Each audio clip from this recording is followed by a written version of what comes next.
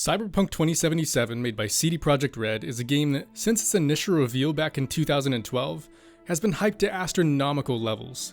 Levels that it couldn't possibly have lived up to. People expected this to be the game of the decade. After all, it was created by the same people who brought us The Witcher 3. Come release, it may not have lived up to everyone's expectations, or move the open world RPG genre forward like people had hoped. But I do think most people will still agree that despite its flaws, and despite the obvious fact that this game needed more time, what we have here is still an extraordinary experience. Night City is absolutely mesmerizing. From its verticality to its many back alleys and neon lights, this is easily one of the coolest game worlds I've had the pleasure to explore. On a large scale, you have Night City's 6 main districts, each of which are broken up into several smaller zones that all have a distinctly different feel, both architecturally and culturally. Kabuki, for instance, is a tangle of narrow streets, bazaars, and black markets that became repopulated with Chinese diaspora after the nuclear bomb went off in 2023. Whereas Coast View in Pacifica is this failed tourist hotspot with zero police presence and a prominent makeup of Haitian refugees. The contrast alone, be it differences in wealth, style, or crime rate, is part of what makes this city what it is. And this isn't just stuff you're told in-game.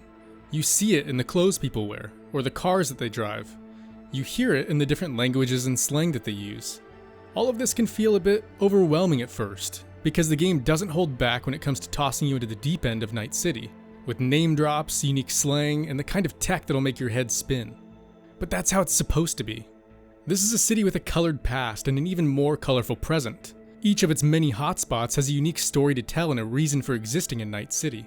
From exclusive bars like the Afterlife, to grimy meeting spots like the No-Tell Motel. Not to mention the countless black markets, shady underpasses, and massive mega buildings that don't even get used here. You get the feeling that Night City exists without you. Like, if you were to die, the city would simply move on without batting an eye.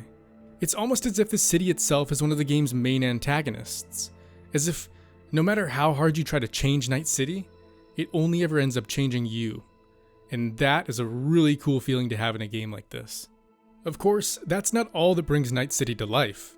As you drive around, you'll see cops investigating crime scenes, or different gangs holding people up.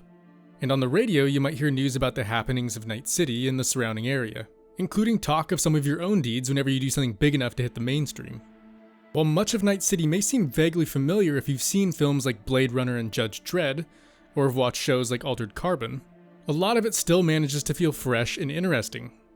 Groups like Trauma Team and MaxTac feel wholly unique to this universe, and the same goes for things like the Delamain AI Cab Company, or the idea of going to Fixers to find work or Ripper Docs to get black market cyberware. Unless you've played the tabletop RPG before, there's a good chance you've never experienced anything like Night City. And even if you have played the pen and paper game, there's at least one part of this world that you are still missing out on: the music.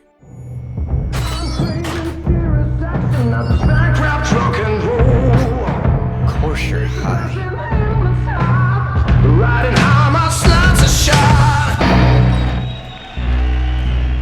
Music is so important in a game like this, and the cyberpunk genre as a whole. In fact, think back to Blade Runner, one of the films that started it all in terms of cyberpunk as a visual medium. I would argue that the score to the original Blade Runner is one of the best soundtracks ever created. It's a large part of what made that film what it was. And yet, it wasn't very punk, was it? And that's fine, it didn't need to be. But the soundtrack for Cyberpunk 2077 does. Where Blade Runner drifts more towards the melancholy side of cyberpunk with smaller hints of action, life in Night City is quite the opposite. Thankfully, the music in this game is really something special, and absolutely matches that deadlier tone.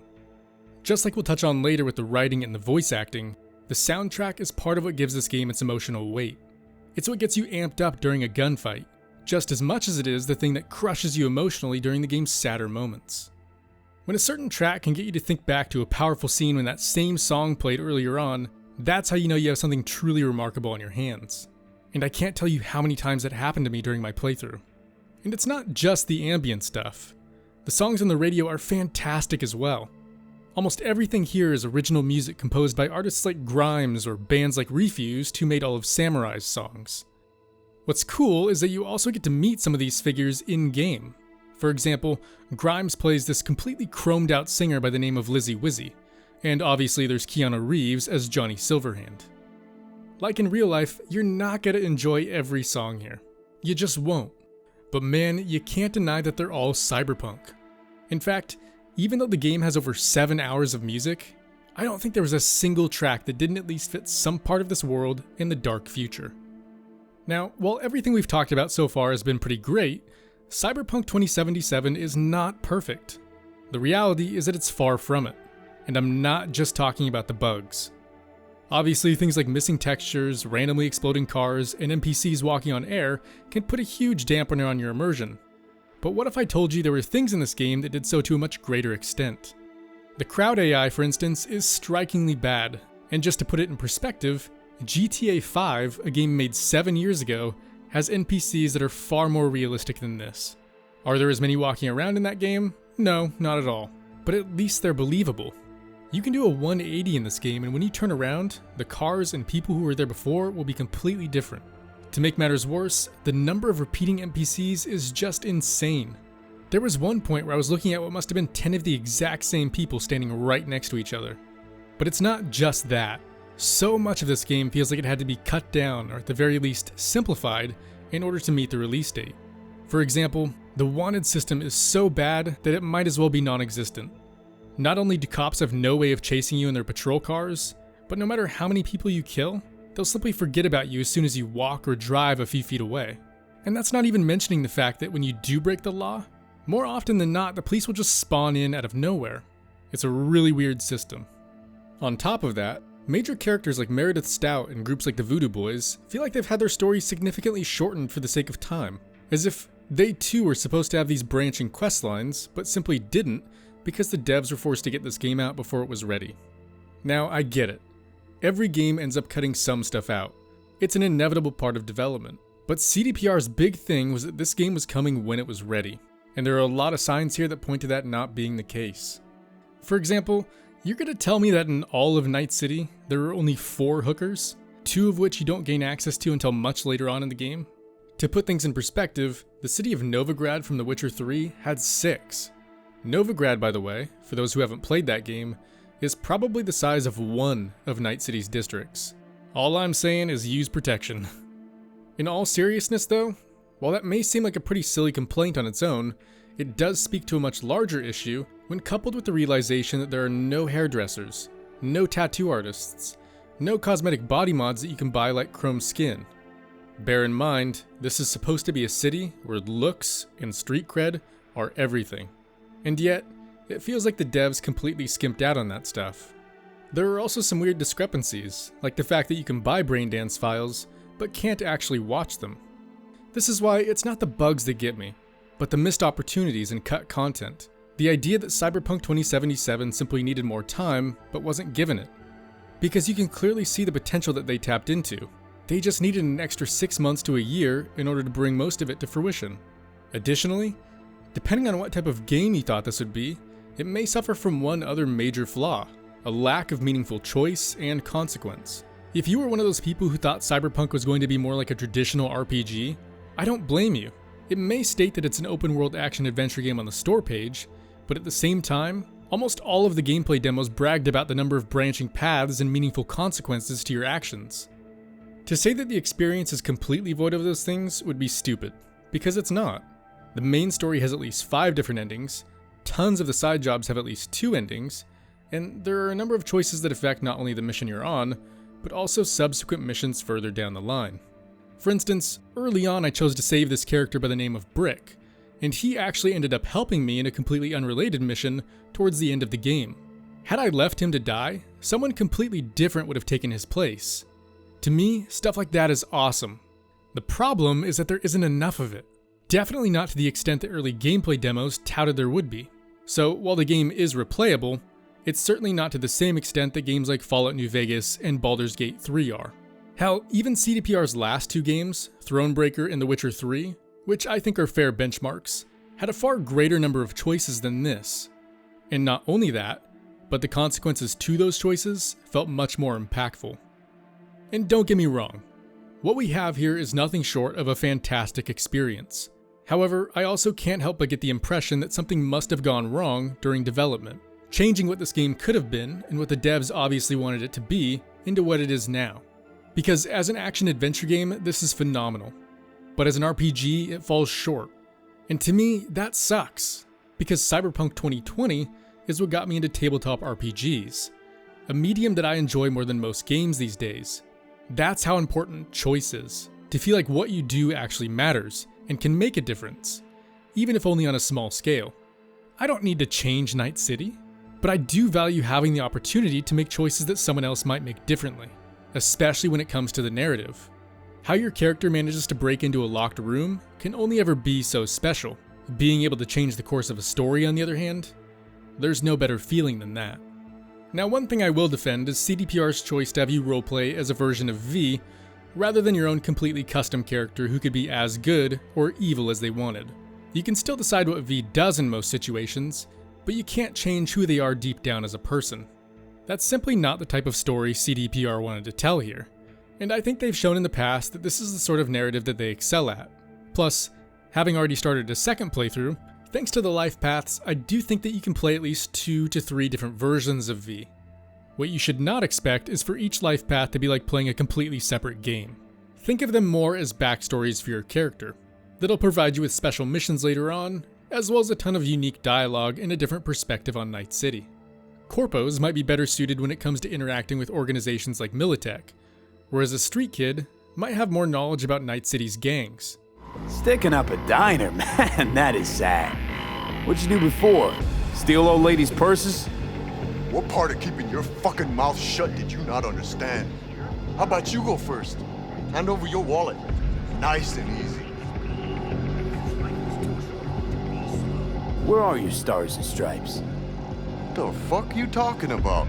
The army jacket 6th Streeters are always wearing. You know, crew cuts going around with EMP nades, protecting people from the big bad gangs. Surely you must be with them if you're doing a stick-up on their turf. No gang be stupid enough just to waltz in here, guns blazing. Hey boss, I think I saw one of them by the window. Could've heard shots. They probably heard you too. Remember, they're trained to detect any kind of disturbance.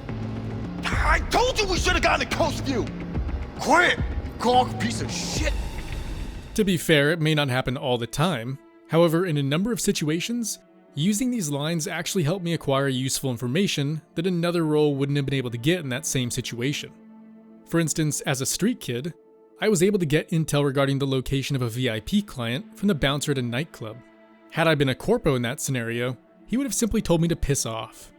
On the flip side, as a corpo, I was able to use my intuition to guess that there was a virus on a cred chip I was given, where had I been a street kid, I would have had to hack into it to find that out. Again, don't expect this every time, but it is here, as are some attribute checks with things like strength and cool. Open up his room for me. Yo, I just said privacy's kinda our thing here. He'll come out if he wants to come out, okay? Yeah, see, think you misheard me. Wasn't a question, wasn't a request. But Hey, look at me, right in the eyes. Choose your next words carefully, Chumba. Might be the last choice you ever make. This game has shortcomings, there's no denying that, but they don't make this a bad experience. In fact, everything else from the story, sound design, characters and world building, to the sprawling cityscape and different builds that you can spec into, they're all nearly unmatched when pitted against other games of this nature. And the game is fun, man. Despite all of the bugs, there wasn't a single moment where I found myself having anything less than a great time. There may not be a ton of paths for you to take narratively, but thanks to all the skills and useful cybernetics, there are a lot of different directions that you can take your character build-wise. Street samurais, slow-motion gunslingers, sneaky netrunners, they're all possible. The cybernetics, more so than anything else, can help define how you play this game. As a matter of fact, some missions like the street fights basically require you to invest in cyberware like gorilla arms in order to stand a chance against your opponents. I thought that was super cool, because it helps reinforce the idea that cybernetics are a big part of this world, and that a lot of them, especially the black market stuff, is not just for show. And I gotta say, actually seeing other NPCs use their own cybernetics, it not only highlights their prominence in this world, but it's just flat out cool. Where you might have an implant that mimics the slowing of time on your end, when an enemy uses that same thing against you, they essentially look like an agent from the Matrix trying to dodge bullets. You can also get super creative with tech like quick hacks, using them to jam enemy weapons or reset their optics. Hell, I even used them to drop a car lift on a dude at one point. In my opinion, these are what makes stealth so enjoyable in this game. And mission-wise, the devs made sure to include a path for almost every style of play. In that sense, this is a good RPG. For instance, if you played a techie or some sort of strongman, you might be able to simply break through a locked door. Whereas, someone who focuses more on reflexes would have to enter through a back door after climbing up to the balcony. Overall, some really nice build diversity. And again, the game is just a lot of fun. But out of everything we've dug into so far, there's still one more facet that makes this game so special in my opinion. The story and the writing. Without spoiling anything, even though the main questline wasn't as long as I would have liked, this still has to be one of the best written and acted stories I've ever played. Not only does it fit the genre well, with things like corporate gods who talk to you through proxies, and questions like what it means to be sentient, but it also manages to feel fresh at the same time. What starts out as this seemingly simple tale of V's journey from rags to riches quickly diverts into this even more twisted version of Fight Club, as you deal with the digital construct of Johnny Silverhand, who's slowly taking over your body.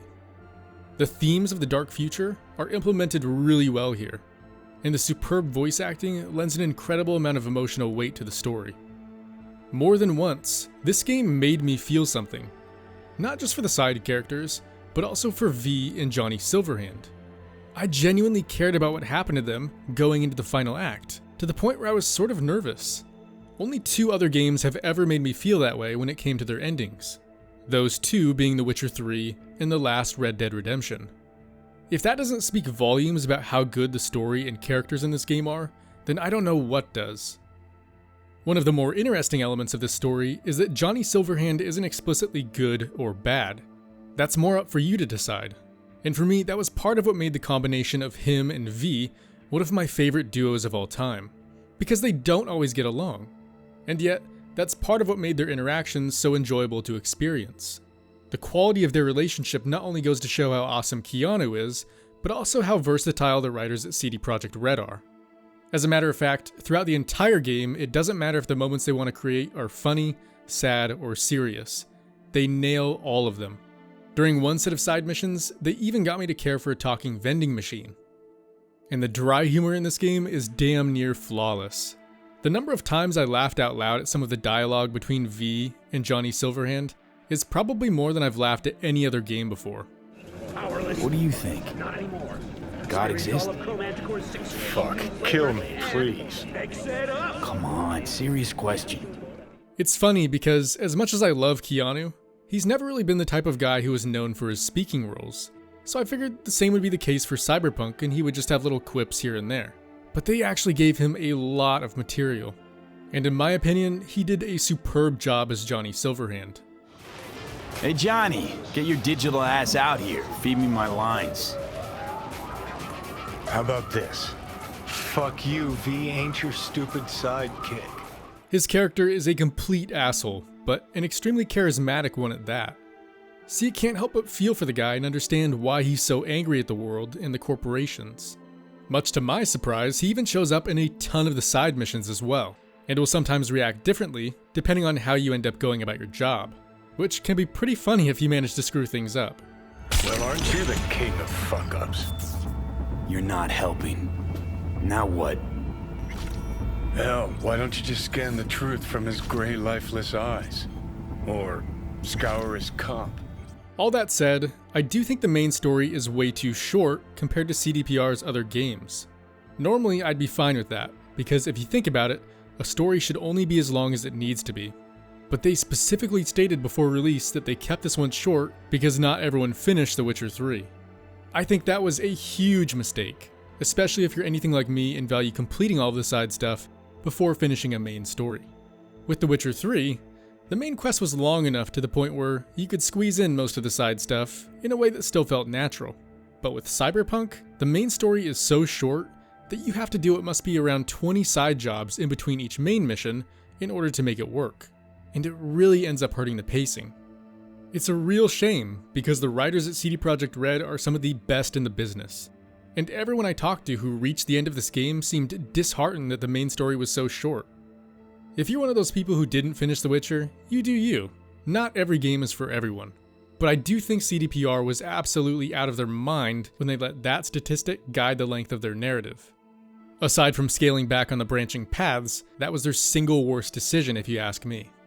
I also think that The Witcher 3 had a more consistent level of quality when it came to its side quests. Cyberpunk has quite a few that feel like filler, whereas Witcher 3 was able to make even the simplest of side quests interesting. And that's partially owed to this world, and the differences in the ways that stories are delivered here, but it's also owed to the fact that there are a fair amount of side missions that are just go here, kill this person, or steal this piece of data. Now the good news is that while it may fall short with some of the smaller missions, Cyberpunk does have a multitude of quest lines that are similar in scope to the Bloody Baron story from The Witcher 3. And they'll have you working with a plethora of interesting characters, from old-fashioned detectives to politicians that might have a few skeletons in their closet. Some really cool stuff. And though I did mention the poor pacing of the game as a whole, when it comes to the individual stuff and each story on its own, the pacing is phenomenal. CDPR is not afraid to take its time with dialogue here, and it really makes for an engaging experience. Obviously, some people are going to find it too slow, but as someone who doesn't need everything to be chock full of action, I found all of it to be super engrossing. And that's a huge testament to the voice acting and the writing. I mean, there were conversations here that lasted upwards of several minutes, and no matter who I was talking to, I was always hooked until the very end. All in all, CDPR has always made the kind of stories and worlds that I like to explore, and Cyberpunk 2077 is no different in that regard. So, if you like their other games, or what some people might call slower films like Blade Runner, because there are some slower moments here, I think you'll get a lot of enjoyment out of this game and its narrative. And I also think that once all of its bugs get ironed out, this will become another timeless experience. Based on what I've seen so far, it's already stacking up to be just as insane as The Witcher 3 with regards to the amount of little details this game has tucked away. For instance, I did this mission early on where my goal was to convince this cop to leave the city because her coworkers were trying to get her killed, and I ended up succeeding, only to randomly stumble upon the body of a cop under some trash bags later on who had a note on him highlighting that the woman who I had helped had stayed in the city just long enough to get her revenge on him and his partner. To me, crazy details like that most people will never find are a big part of what makes CDPR games so special, and they're most definitely present here. With that said, it's time to give this game a final rating. And let me start by reiterating that this game was hyped to such levels that it couldn't possibly have lived up to. And yet, in many instances, it did. The quality of the writing, the characters, the world building, the voice acting. So much of this game was awesome. And even though it didn't include more branching paths and RPG elements, like many people, including myself, hoped that it would, Cyberpunk 2077 is still an outstanding experience. In fact, it's a 9 out of 10 in my opinion. If you're dying to give this one a go and are able to play it on a decent PC or one of the next-gen consoles, I would say dive right in. And if not, give the devs some time to fix what they need to and try it out sometime in the future, because I do think that this is a game that's worth playing at some point. Even if you were put off by the backlash, just know that underneath all of the issues is a game with a genuinely good story, enjoyable gameplay, a killer sound design, and again, one of the coolest game worlds to date. Anyways guys, that's gonna do it for this review, so thanks for watching, and as always, I will see you in the next one.